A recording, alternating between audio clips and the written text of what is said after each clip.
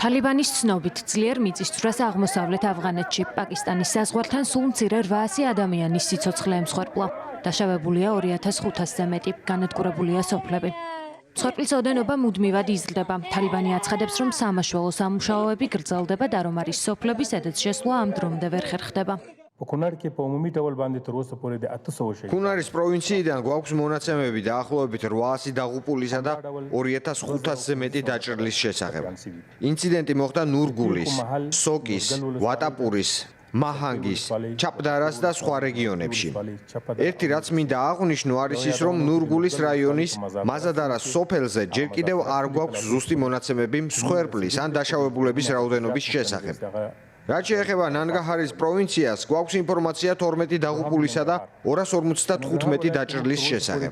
ამჟამად არსებული მონაცემები ამგვარია, თუმცა ეს რიცხვები შეიძლება გაიზარდოს, რადგან სამაშველო სამუშაოები გრძელდება და არის რეგიონები, სადამდე სამაშველო ჯგუფებმა რთული რელიეფის გამო ჯერ ვერ მიაღწიეს.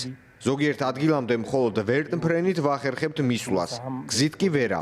ასევე არის სოფლები, სადაც ჯერ კიდევ მიმდინარეობს დაღუპულებისა და დაშავებულების ამოყვანა ნანგრევებიდან, რის გამოც მსხვერპლის რიცხვი შესაძლოა კიდევ გაიზარდოს. ადგილობრივები ნანგრევებში მოყოლილთა გამოსაყვანად დახმარებას ითხოვენ. ჩვენ სოფელში სახლების 95% განადგურებულია. ბევრი გარდაცვლილი და დაშავებული ყავს. თითქმის ყველა ოჯახიდან 5-დან 10-მდე ადამიანია დაშავებული. მუსლიმებო, ვინც ამას ისმენთ, ალაჰის გულისთვის დაგვეხმარეთ. სახლები დავკარგეთ. ჩვენთვის ყველანაირი დახმარება ღირებული იქნება. თითქმის მთელი სოფელი დაინგრა, მიწისძვრა შუაღამის მოხდა. ბავშვები, ახალგაზრდები და ხანდაზმულები ნანგრევების ქვეშ არიან მოყოლილი. დახმარება გვჭირდება. გვჭირდება ხალხი მოვიდეს და ნანგრევებში მოყოლილთა გამოყვანაში დაგვეხმაროს. ჩვენი ბავშვები, მოხუცები, ქალები ნანგრევების ქვეშ არიან. არავინ არის, ვინც მოვა და გარდაცვლილთა ცხედრებს ნანგრევებიდან ამოიყვანს.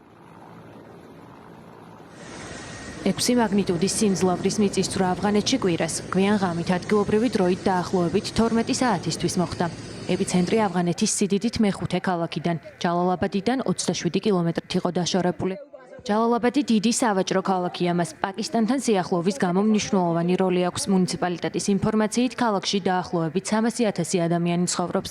შენობების უმეტესობა დაბალია და ძირითადად ბეტონისა და აგურისგან არის აშენებული. გარეუბნებში კი ნაგებობები ძირითადად ალიზისა თუ ხისგან არის აგებული და დაბალი ხარისხისაა.